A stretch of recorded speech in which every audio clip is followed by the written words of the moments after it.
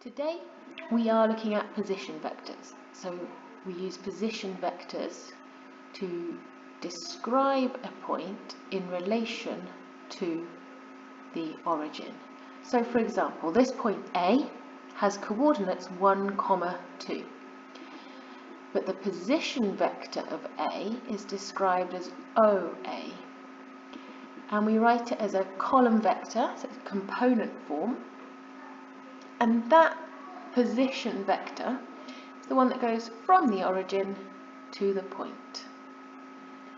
And that is our position vector of A.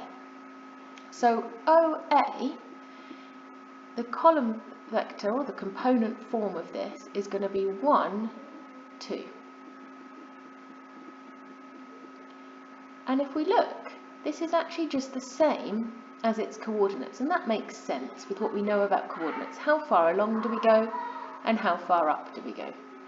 So in general, if we have the point A or any other point, we'll just call it A for now, and we're given the coordinates, so it could have coordinates A1 and A2, then the position vector of OA is just going to be A1, A2. Now where it gets a bit more interesting is if we think about another point. So let's put in the point B. Now this point B has coordinates 4, 3. Be very careful with your notation. Remember, we have capital letters for points, that the vectors here have the arrow on top, and for coordinates we've got two numbers separated by a comma in brackets, and we have these column vectors because this denotes it's a vector, this denotes it's a point. So when we're looking at the vector AB, we're considering this vector. So now we can read this off quite easily. So the vector AB, going from A to B, well, that's going to be in component form, going 1, 2, 3 along, or 4 take away 1. So we're going from 1 up to 4, so we've gone along 3, and we're going from 2 up to 3, so we're going up 1. So our vector would be 3, 1.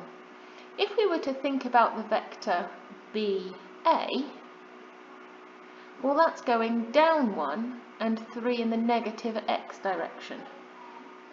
So that would be -3, -1, which is the negative of AB. Now, in general, if we have the point A, which like before, oh, it's all gone crazy, it's a shame.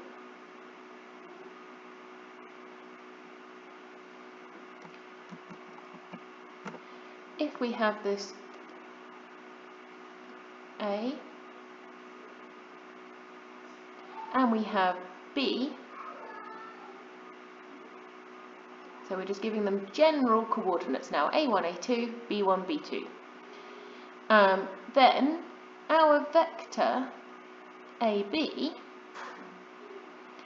importantly, we were doing B take away A because we're going that way. So it would be B1 minus A1 and B2 minus A2. So the x coordinates, difference between the x coordinates and difference between the y coordinates. But AB is equal to the negative of BA, or BA is equal to the negative of AB. So be very careful with this, because the order matters. It matters whether you do B1 minus A1 or A1 minus B1.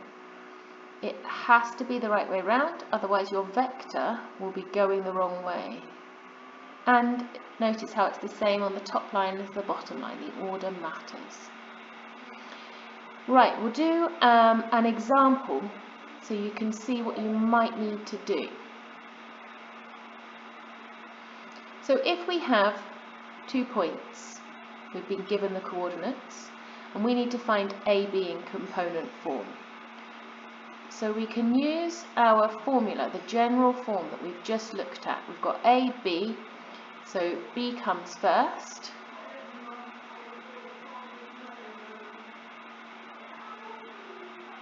And then we just put in our values. So it's going to be 9 take away -3 and 3 take away -1.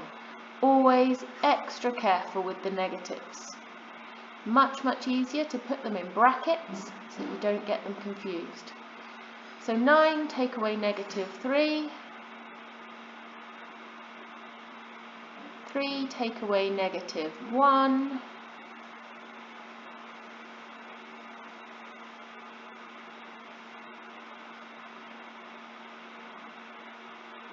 make sure it looks like a column vector.